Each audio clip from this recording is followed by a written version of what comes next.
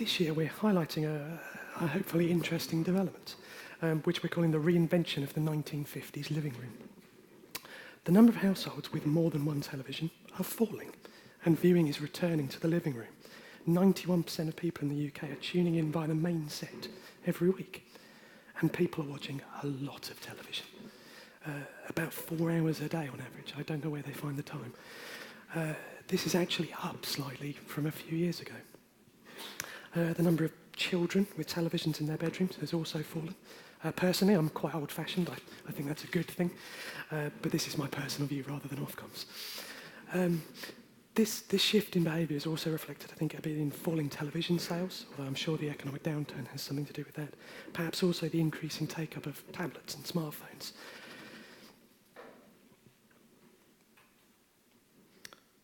But clearly, things have moved on since the 50s, not least because the TVs we're seeing here are they're bigger, they're in colour, they're in high definition, they're in 3D, they're clearly much more exciting.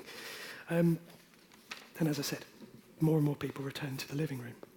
I think in part this is driven by the ability of people to be in the living room and watching different things on different devices, but in the same place. In addition to the main screen, people are using second screens, such as mobiles and tablets and laptops, to watch telly and to watch TV-like services. We're also multitasking. I guess we've always done that. This is something unrelated to the TV broadcast on the main screen. So, checking email, checking your Facebook profile, or shopping. We're also doing things related to the TV programme we're watching on the main screen. We call this media meshing. So this could be communicating with friends and families who aren't in the room about the thing you're both watching in different places. Or it's engaging in the debate on Twitter or on Facebook, or playing along with your favourite quiz show. It's fair to say this is quite a shift. We used to talk about the programmes we were watching just with those directly around us, like this, at work. The next day, colleagues, we'd be talking about what we'd seen the night before.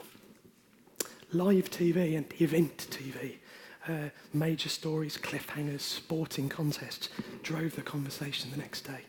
Did you see the match last night? Can you believe what happened on Big Brother?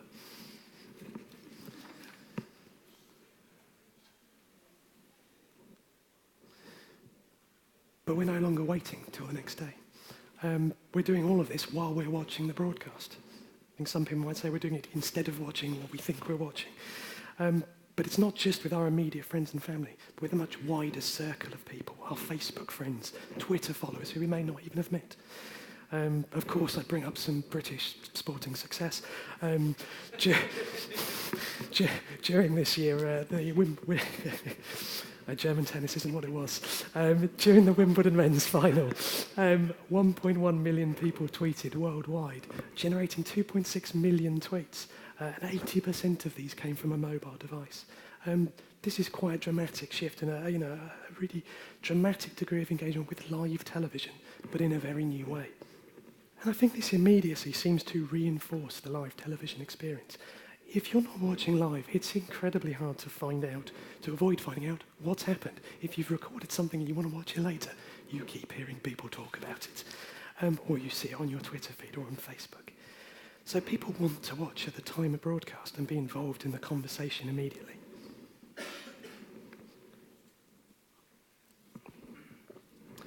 And we can see this trend, I think, in the take-up of digital video recorders versus their actual usage.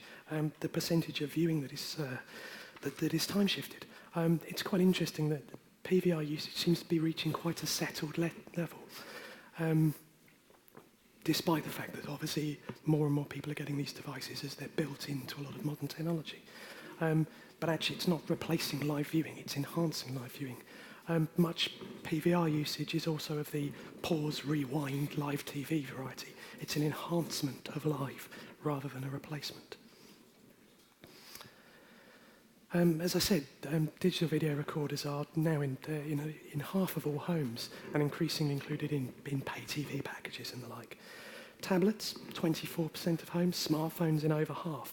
And we know that these devices are popular for engaging with content beyond simply watching. Relatively new smart TVs have quite a low penetration rate in the UK, but internet functionality is increasingly built into these new televisions that we're seeing. 1 in 5 sets sold in the last 2 years had internet functionality, and this is only going to grow. Consumers are using a wide range of devices to connect their TVs to the internet in the UK as well.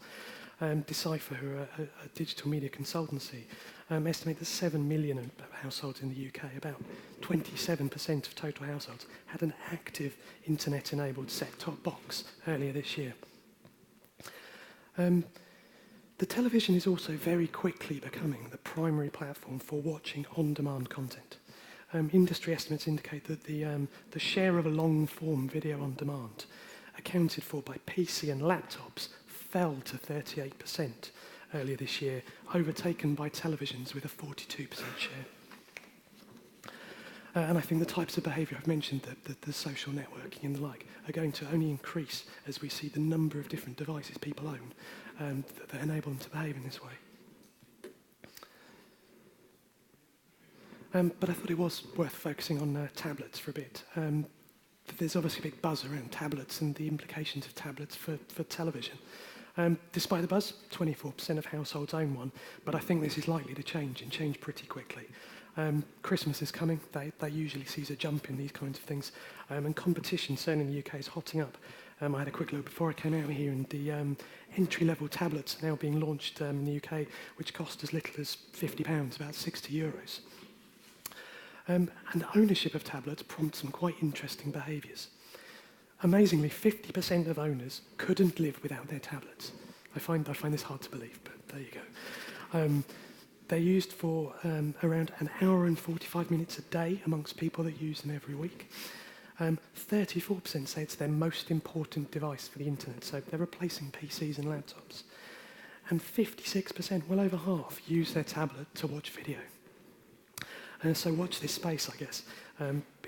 Increased consumption and usage of these things could certainly have implications. But I do want to emphasise, linear TV looks remarkably robust for the foreseeable future.